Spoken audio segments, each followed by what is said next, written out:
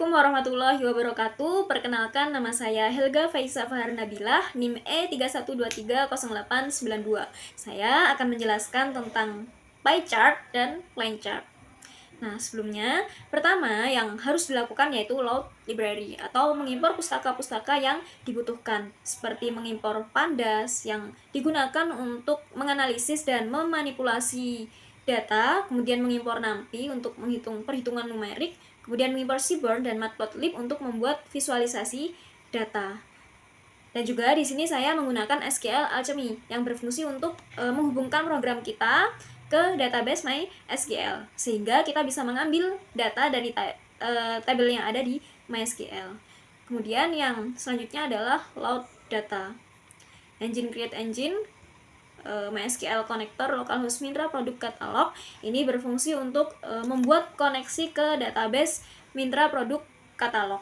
Nah, kami mendapatkan data Mintra produk catalog ini sumbernya adalah dari Kaggle.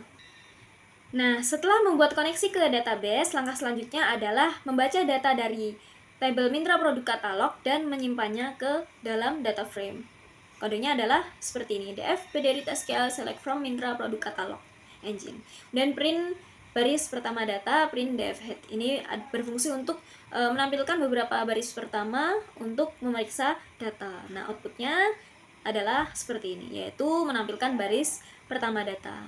Kemudian print statistik deskriptif dataset, print describe. Ini berfungsi untuk menampilkan statistik deskriptif. Nah, outputnya akan seperti ini, yaitu menampilkan rata-rata, nilai maksimum, nilai minimum, dan standar deviasi. Lalu yang selanjutnya adalah data preparation. Tujuan dari data preparation itu sendiri adalah untuk membersihkan data, yaitu dengan menghapus baris yang kosong atau duplikat, agar analisis yang kita lakukan nantinya bisa akurat, yaitu dengan df drop. Nah, ini berfungsi untuk menghapus baris yang memiliki nilai yang kosong. Kemudian df duplikat sum, ini berfungsi untuk menghitung jumlah duplikasi dalam dataset. Kemudian print jumlah duplikasi dalam dataset, ini berfungsi untuk mencetak jumlah duplikasi. Dan hasilnya adalah 0 karena sudah tidak ada data yang duplikat. Kemudian yang selanjutnya adalah membuat diagram pie chart. Nah, di kode ini bertujuan untuk membuat diagram pie yang menunjukkan distribusi produk berdasarkan gender. Pertama, df gender ini digunakan untuk mengakses kolom gender dalam data frame yang berisi tentang gender dari setiap produk. Kemudian value count ini berfungsi untuk menghitung jumlah kemunculan setiap nilai dalam kolom gender. Nah, yang kemudian nantinya akan menghasilkan nilai gender seperti boys, girl, unisex, men, dan woman, dan juga jumlah produk untuk setiap gender. Nah, indeks dari hasil ini disimpan dalam label yang akan menjadi label pada diagram pie, sedangkan nilai-nilainya nanti akan disimpan ke dalam gender amount.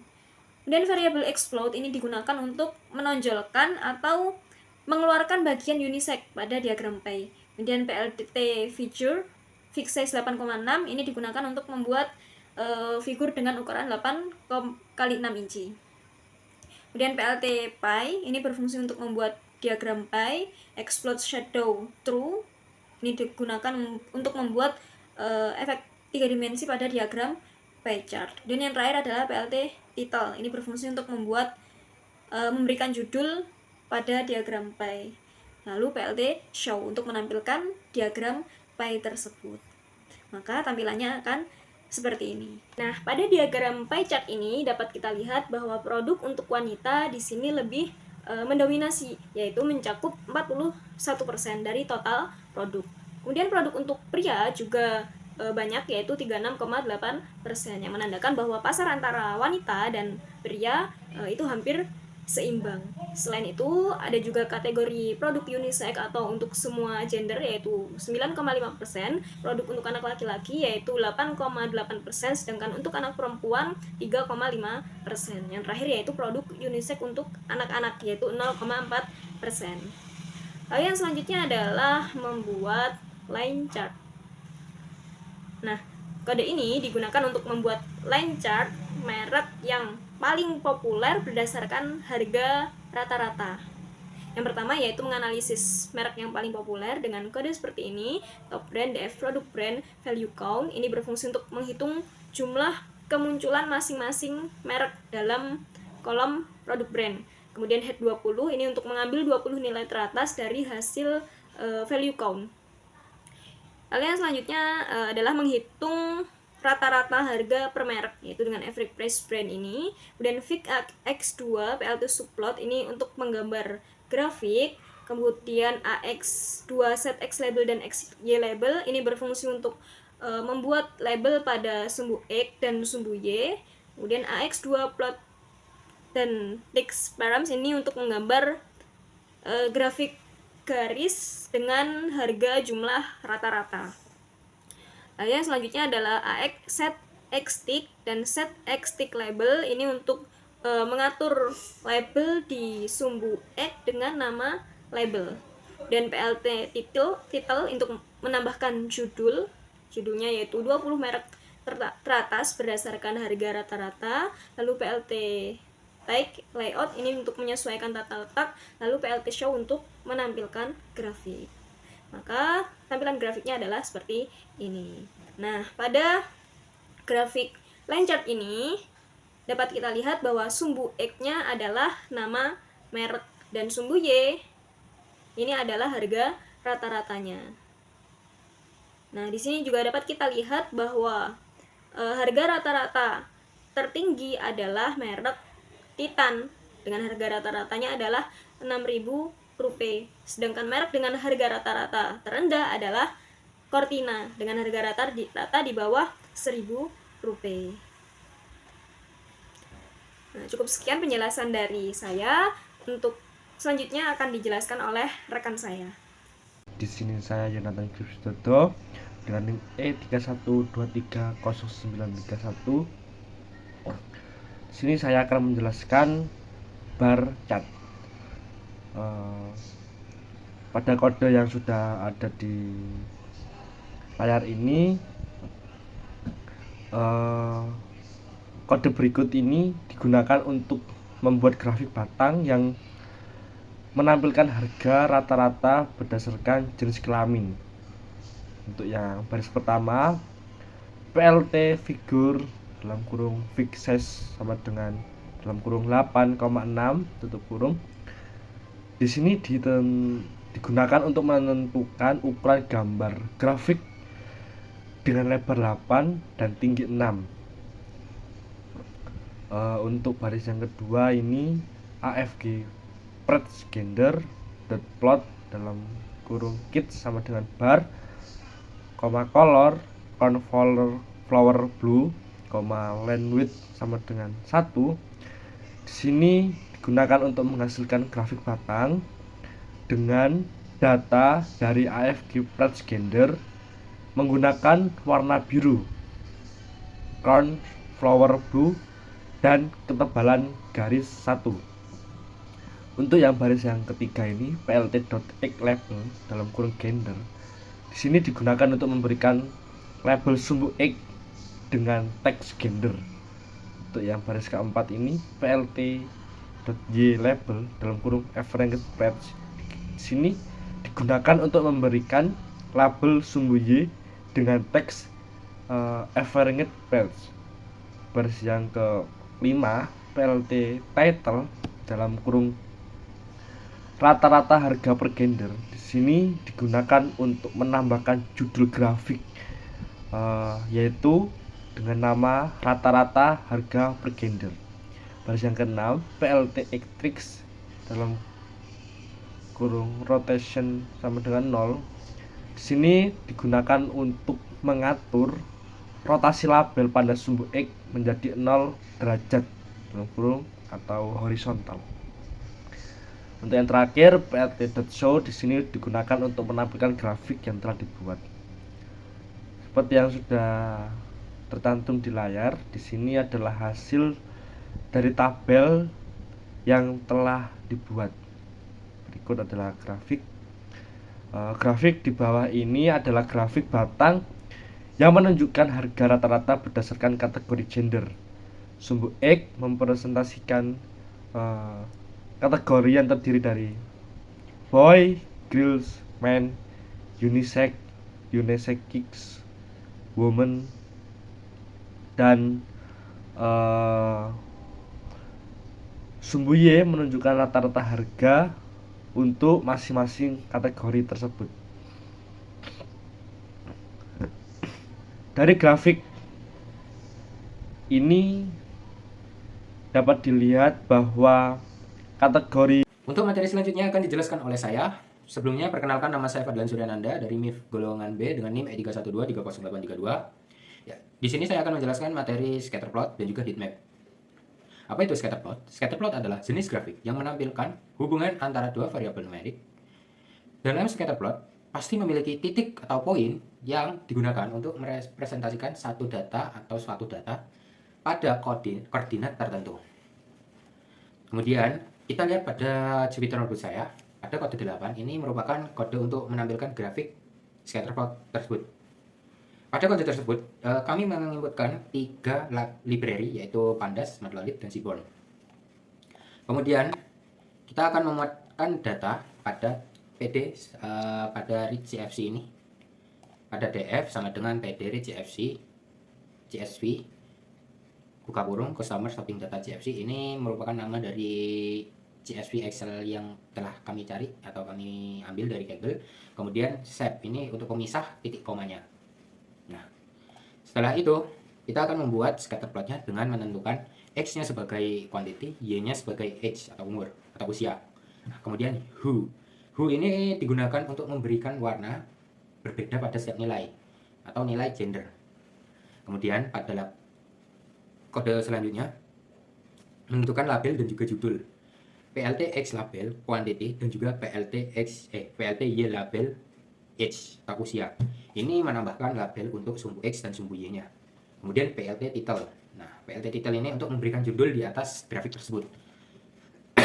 Kemudian posisi legenda. PLT legend ini digunakan untuk menempatkan legenda di luar grafik. Seperti untuk pada grafik nantinya akan memunculkan grafiknya apa bukan ya, kayak gendernya ini akan di pojok itu. Terus kemudian menampilkan plot, ada PLT tank, PLT tick, layout, kemudian mengatur total letak, dan PLT show untuk menampilkan plotnya. Terus kita dapat lihat pada grafik tersebut hubungan antara usia dan jumlah belanja. Nah, kita akan ambil sebagai contoh. Untuk contoh sampelnya kita akan mengambil laki-laki atau male. Nah, kita akan ambil pada quantity 4 atau jumlah belanja barang 4. Nah, ini jika di bagian umur 70 atau usianya di 70 tahun, pasti jumlah belanjanya para laki-laki itu bukan pasti. Jumlah belanjanya atau jumlah barang yang dibeli itu sebanyak 4 barang. Contohnya seperti itu. Ya, contohnya jadi kayak laki-laki di umur 70 itu membeli barang sebanyak 4 barang. Selanjutnya adalah heatmap. Heatmap adalah jenis grafik yang menggunakan warna untuk mewakili nilai data dalam bentuk matriks ataupun tabel. Kita bisa lihat pada kode ke-26 ini. Ini merupakan kode untuk membuat grafik heatmap. Pada kode tersebut juga menginputkan 3 library yang sama dengan scatterplot, yaitu Pandas, Seaborn, dan Matplotlib. Juga memuat data yang sama dengan file yang sama, yaitu customer shopping data CSV. Pada kode data sama dengan PD read CFC sama.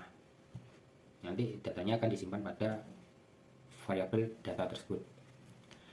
Kemudian pada pada baris kode data kolom sama dengan data kolom .str.strip itu menghilangkan atau menghapus spasi di nama kolom tersebut agar tidak kayak menghilangkan spasi untuk nama dan nama kolom tersebut. Kemudian pada kode selanjutnya ada print data kolom, yaitu menampilkan nama kolom yang digunakan. Kemudian pada baris kode ke ini shopping mall sama dengan data shopping mall titik unik, dan juga kategori data kategori sama dengan data kategori titik unik. Nah, ini merupakan mengambil nilai unik dari kolom shopping mall dan juga kategori. Kemudian kita akan membuat heatmapnya, yaitu bagian SNS heatmap, temperatures. Ini temperatures ini nggak apa-apa sih, nggak usah. Kemudian YTX label, ini untuk bagian sumbu Y-nya akan diisi dengan shopping mall, nama-nama shopping mall. Kemudian X-nya akan diisi dengan kategori. Nah, setelah itu PLT show atau menampilkan grafik tersebut. Nah, untuk bagian ini data kolom itu agar tidak ada spasi, ini contohnya pada bawahnya ada index. Index ini merupakan pengambilan nama-nama kolom yang tidak ada spasinya. Kemudian di bawahnya itu grafik heatmapnya. Nah, jadi grafik heatmap ini dari gambar ini memiliki pengertiannya, yaitu jadi pakaian kategori apa yang paling banyak terjual di mall tersebut. Contohnya pada Canyon, mall bernama Canyon ini, jika berwarnanya hitam gelap berarti antara dia tidak ada yang membeli atau tidak ada yang pernah beli kategori tersebut pada mall tersebut. Oh ya, ini yang forum Instabul ini yang lebih gelap, jadinya sepertinya ini nggak ada yang beli. Nah, untuk kemudian di bagian food and beverage atau makanan atau jajanan, itu yang lebih banyak ada pada Imar Square Mall, bisa melebihi dari lebih dari 40 barang yang terjual. Jadi seperti itu. Untuk materi selanjutnya akan dijelaskan oleh teman saya. Perkenalkan, saya Miftah Tayanti dengan NIM E312300906. Di sini saya akan menjelaskan histogram dan juga grouping. Untuk yang pertama yaitu histogram, kita mengimport pandas, matplotlib, seaboard. Lalu membuat data dari file CSV, nama datanya yaitu customer shopping data. Lalu kita membuat ukuran figur untuk visualisasi, di mana lebarnya 12 inci dan tingginya 6 inci. Lalu membuat histogram untuk kolom edge dengan seaboard. Pin sama dengan 20, yaitu histogram akan dibagi menjadi 20 batang. Lalu KDE sama dengan true, yaitu menambahkan garis kernel density estimate sebagai garis lengkung untuk mewakili distribusi data. Selanjutnya color sama dengan sky blue, memberi warna biru muda pada histogram. Add key color sama dengan black, yaitu memberikan warna pada tepian batang histogram. Lalu menambahkan judul dan label. PLT title histogram of customer age with density plot. Lalu PLT X label age, PLT Y label frekuensi. Tiga baris ini menambahkan judul pada grafik serta label untuk sumbu X dan sumbu Y. Lalu menampilkan visualisasinya menggunakan plt.show buka kurung tutup kurung untuk menampilkan layar plot visualisasinya. Untuk jenis visualisasinya yaitu kombinasi histogram dan juga kurva densitas. Untuk sumbu grafiknya, sumbu X horizontal menunjukkan usia dari 20 tahun hingga 70 tahun. Lalu sumbu Y vertikal menunjukkan frekuensi dari 0 hingga 6000. Distribusi datanya, data menunjukkan distribusi yang relatif merata untuk seluruh kelompok usia. Frekuensi tertinggi berada di sekitar 5.000 hingga 6.000 pelanggan untuk beberapa kelompok usia. Untuk frekuensi terendah berada di sekitar 3.500 hingga 4.000 pelanggan. Lalu pola yang terlihat, tidak ada yang mempuncaki atau dominan, karena pelanggan tersebar secara merata di berbagai kelompok usia. Kurva densitas relatif datar dengan sedikit fluktuasi yang mengkonfirmasi distribusi yang cenderung seragam. Ada sedikit penurunan di ujung-ujung grafik usia 20 dan 70 tahun. Lalu selanjutnya untuk grouping, kita import pandas, seaboard, dan matplotlib. Lalu membuat file CSV. Pada baris ini memuat data dari file CSV, customer shopping data CSV, ke dalam data frame pandas bernama data. Lalu kita menghitung total quantity per shopping mall dan kategori. Pada baris ini nanti mengelompokkan data berdasarkan shopping mall dan kategori, lalu menghitung total quantity. Lalu kita membuat data untuk heatmap. Di sini nanti data diputar pivot untuk membuat tabel pivot dengan shopping mall sebagai indeks, kategori sebagai kolom, dan quantity sebagai nilai. Jika ada nilai yang hilang, diganti dengan 0 menggunakan filna. Lalu membuat heatmap. PLT figur, yaitu menyesuaikan ukuran figur. Lalu CMAP sama dengan YICNBU, yaitu warna untuk heat map. Di sini menggunakan skema warna yellow, green, blue. A not sama dengan true, yaitu menampilkan nilai kuantitas di setiap sel. FNT sama dengan G, yaitu menentukan format angka. G untuk general atau umum. Lalu menambahkan label dan judul. PLTY label shopping mall, PLTX label kategori, lalu PLT title grouping jumlah belanja per shopping mall dan kategori. Lalu menampilkan plot, yaitu PLT show, buka kurung, tutup kurung. Untuk struktur visualisasinya, sumbu Y vertikal, yaitu daftar 10 shopping mall, sumbu X horizontal, yaitu 8 kategori produk. Untuk warna kuning muda, yaitu menunjukkan nilai rendah, lalu untuk biru tua, yaitu untuk nilai tinggi. Skala warna di sebelah kanan menunjukkan rentang 2.500 hingga 20.000. Untuk analisis detail per shopping mall, yang pertama, Mall of Istanbul memiliki performa baik dalam clothing sebanyak 20.813 unit, lalu sangat kuat di kosmetik, yaitu 9.193, dan F&B 8.878. Total penjualannya tertinggi di semua kategori, menunjukkan dominasi di kategori toys 6.031. Selanjutnya, Canyon berada di peringkat kedua terbaik, sangat kuat di clothing sebanyak 20.513, performa baik di kosmetik 9.155, dan F&B 8.695, memiliki penjualan toys yang tinggi yaitu 5.985. Selanjutnya, Istinye Park performanya menengah ke atas, clothingnya mencapai 10.165 unit, seimbang di kosmetik yaitu 4.396, dan F&B 4.478, toysnya menunjukkan angka yang baik sekitar 3.044. Selanjutnya, Metro City memiliki performa menengah, clothingnya 15.729, F&B 6.764, dan kosmetik 6.700. Lalu selanjutnya mall-mall dengan performa lebih rendah, ada Sifahir AVM, Emir, Square Mall, Forum Istanbul, Viaport, Outlet, Zorlu Center.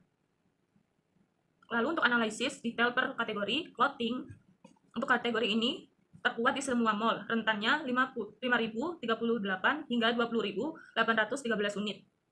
Lalu dominan di mall-mall besar dan menunjukkan konsistensi tinggi. Lalu kosmetik berada di peringkat kedua terpopuler, rentangnya berada di sekitar 2.174 hingga 9.193 unit. Untuk performanya stabil di setiap mall. Lalu food and beverage kategorinya ketiga terkuat dengan rentang 2.072 hingga 8.878 unit. Untuk kategori ini lebih kuat di mall-mall besar. Lalu selanjutnya toys berada di performa menengah dalam rentang 1.379 hingga 6.031 unit. Untuk performanya lebih baik di mall-mall premium.